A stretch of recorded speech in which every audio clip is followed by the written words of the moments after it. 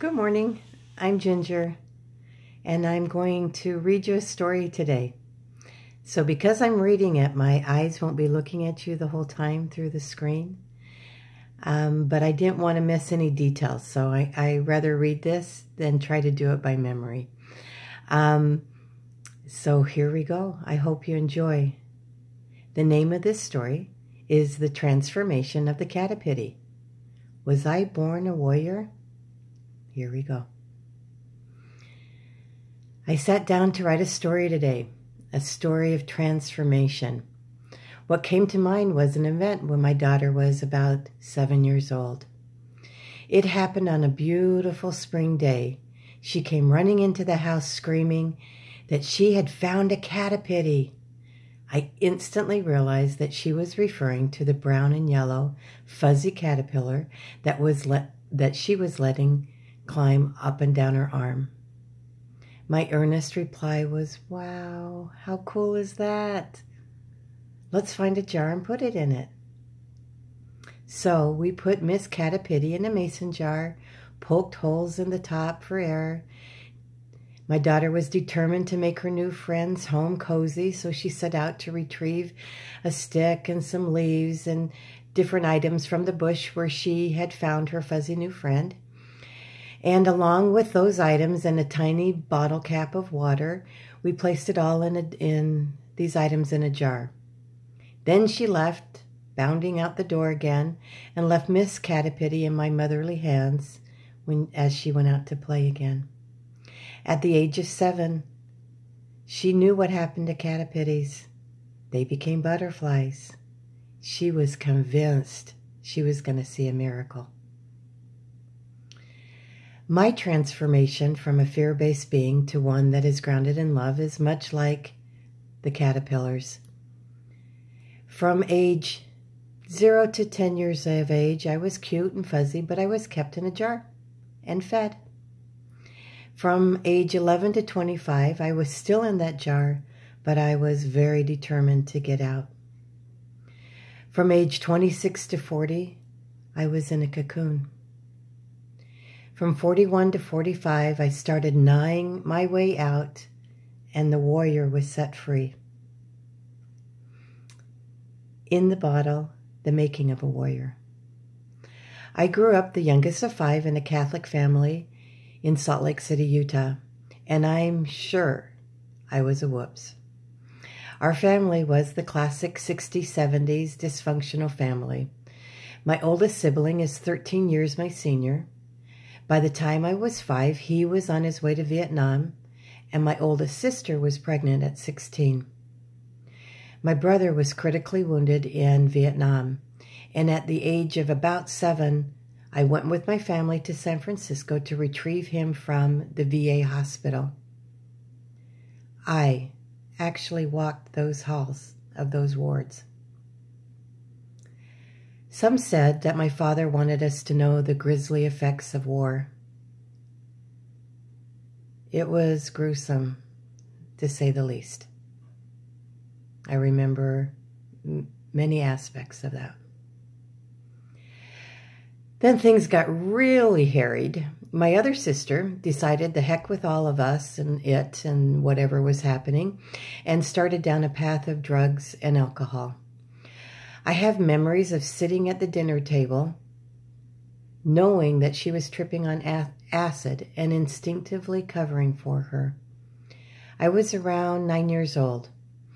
Within a year and a half or so, she had run away to join a hippie movement in Haight-Ashbury, San Francisco. During this time, my mother had a mild nervous breakdown, and my father became consumed with finding her. We moved from our family home to an apartment. Some said that my father couldn't stand the memories from that dream home. While I was in the bottle, I was verbally fed tons of wrong things. My environment, the bottle, was not one to grow emotionally, physically, mentally, or spiritually in. You see, Miss Catapity didn't survive either, or the friends that were put in after her. They were just not in the right environment to do what God intended them to do. That's a hard lesson for a 7-year-old to learn. Escape plan. The warrior's gone askew. One flew over the cuckoo's nest. At the ripe old age of 12, I started to look for a way out of that jar. Some of my methods were not very wholesome. I was picking fights at school just to see what it felt like to physically fight someone. I got drunk to the point of passing out on various times under my parents' nose. You see, I was still in the bottle. They were dealing with all of the stuff on the outside of my jar or bottle.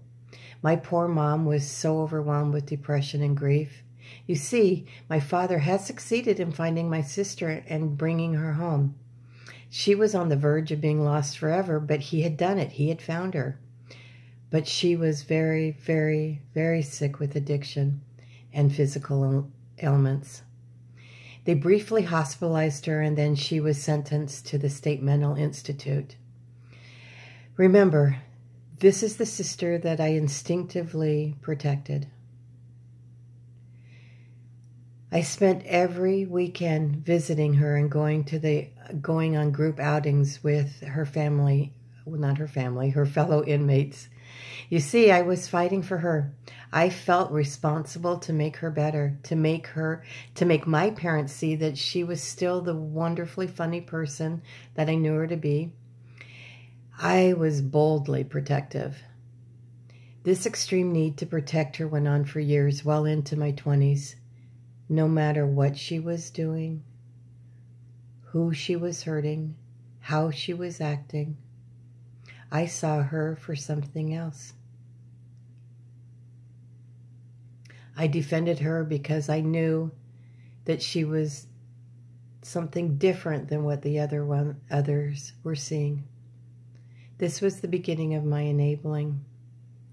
By this time, my mom had pretty much given up on taking me and my other sister to church. You see, in our family, my dad would go to Sunday Mass at the crack of dawn so he could go golfing, and then my mom would take the little girls to Mass later. But by this time, we were living in an apartment, and she had given up. I don't remember ever going to church during this time, but I did attend Jesus Freak Bible studies. My friend's brother would pile us 12 and 13-year-old girls into his station wagon, and we would attend Friday evening Bible study with a bunch of hippies. I still wonder what my mom was thinking letting me go. Maybe she instinctively knew I needed different kind of food in my jar. I needed something to be added. Like all good little Jesus freaks, I was led to the altar to accept Jesus Christ as my Lord and Savior. It was the first time that I remember anyone telling me that I was love.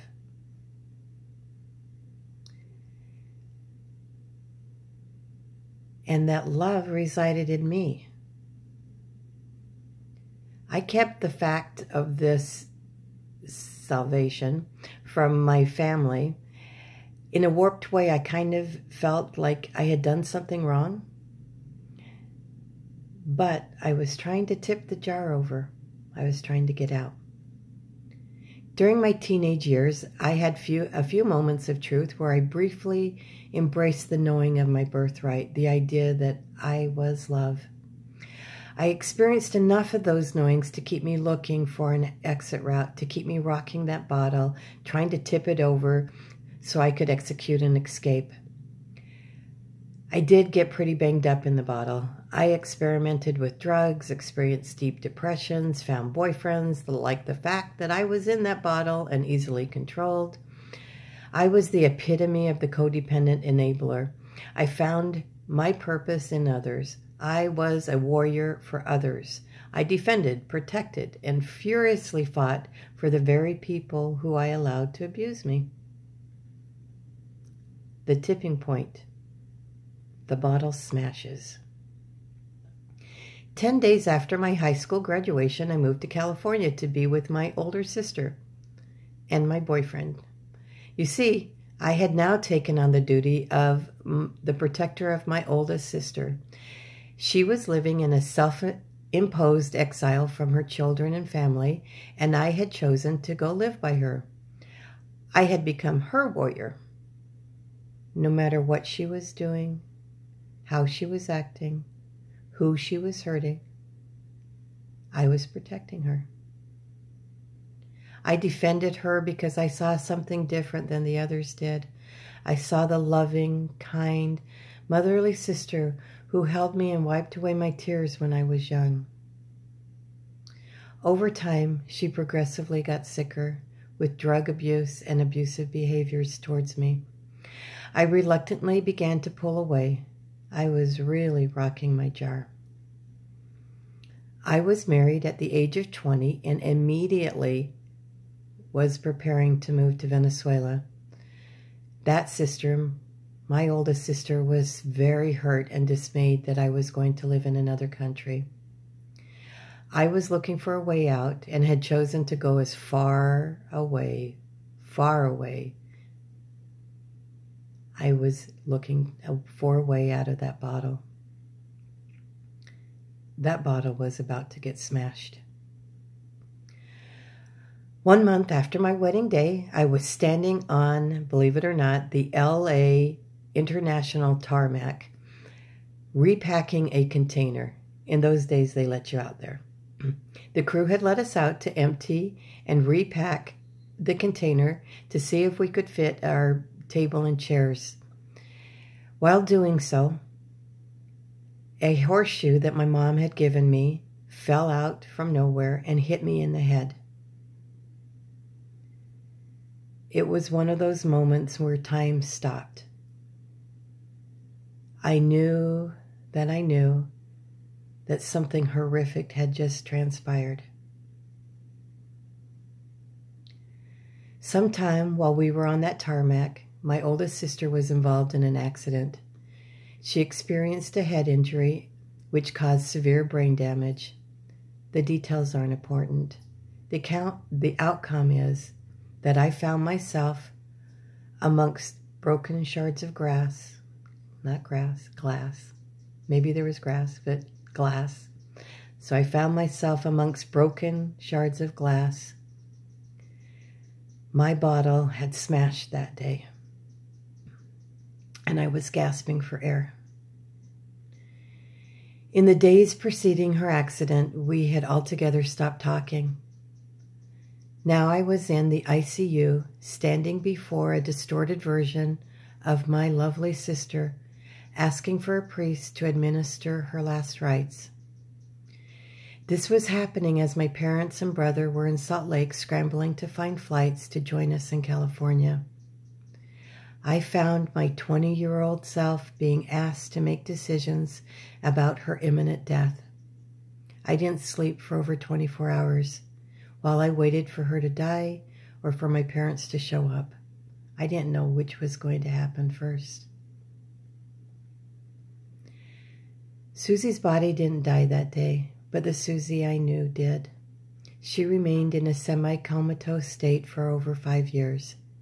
She had gone to her cocoon, and I left for Venezuela to experience life out of the bottle. Walking on broken glass, I don't know if I can move through this. I had nothing to prepare me for the world I found myself in except for my warrior spirit and my glimpses of love. I lived in Venezuela for 5 years and had 2 children there. I began to play the part that I would play for the next 20 years of my life. You see, all of those events were written in my book of law.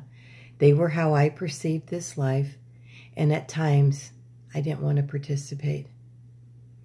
I suffered through intermittent bouts of depression, self-loathing.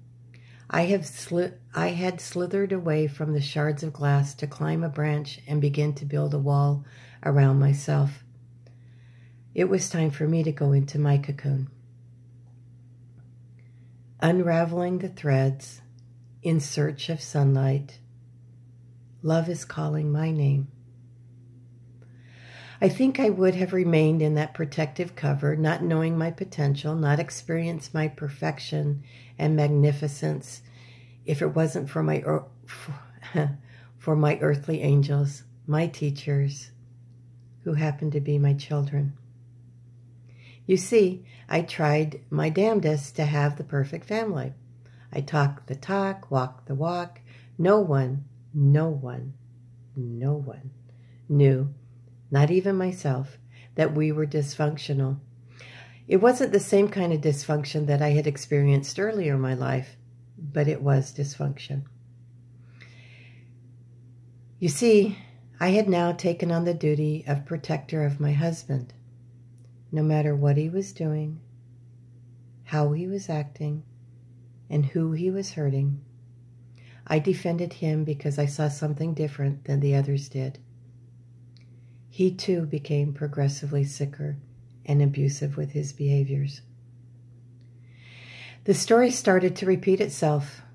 Oldest son involved in drugs and alcohol, daughter suffering from depression and needing hospitalization, and my youngest, the innocent, fuzzy Catapity, is watching the whole thing.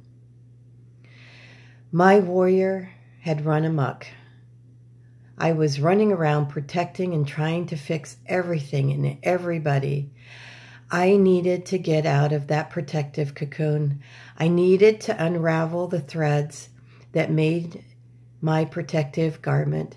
Dear God, I needed to see the light. Dear God, please help me see the light. On the 27th day of December of 2005, my cocoon split open. My husband of 25 years physically attacked my daughter, who was home from college. His rage was so intense, so directed, that it took 4 of us to pull him off. You might be shocked that I just shared that with you, but let me assure you, that is not a day looked upon by the parties involved as a day of punishment. It is held up as a blessed day, a day of awakening. On that day, I transitioned. My wings were loosed, and a new me was on the horizon. The way to peace is an inner journey. Breadcrumbs to love. Within 1 hour of that incident, I was sitting calmly in front of my family, enveloped in a peace that only God can give. Understanding that every moment, every instant in that bottle and cocoon were preparing me for the next chapter of my life. And I proceeded in grace and love. You see, I realized that this here life is my illusion. It's my life. It's my creation. Everything that happened in that jar, in that cocoon, was created by me. I was laying down breadcrumbs to discover my perfection, my magnificence. I realized that I was the only one that needed to say, to know, to experience, to demonstrate that I am love. I am love. Since then, I have gone on a wild discovery of self-love, which has led me to this moment in front of you. I am on a mission to surround myself with love, to be love, to experience love, to exhibit love, and to be a spiritual warrior for love. Don Miguel Ruiz says in his book of the 4 Agreements that a person who embraces the Toltec teachings of the 4 Agreements is a spiritual warrior. This is about me showing you that you are made of that same light. The light of your Creator. You are love. Touch your heart. Know that this is your reset button. This is your way, your inner path to knowing your magnificence, your perfection. I am in my knowing. I am in my knowing now. I am in my knowing. Thank you.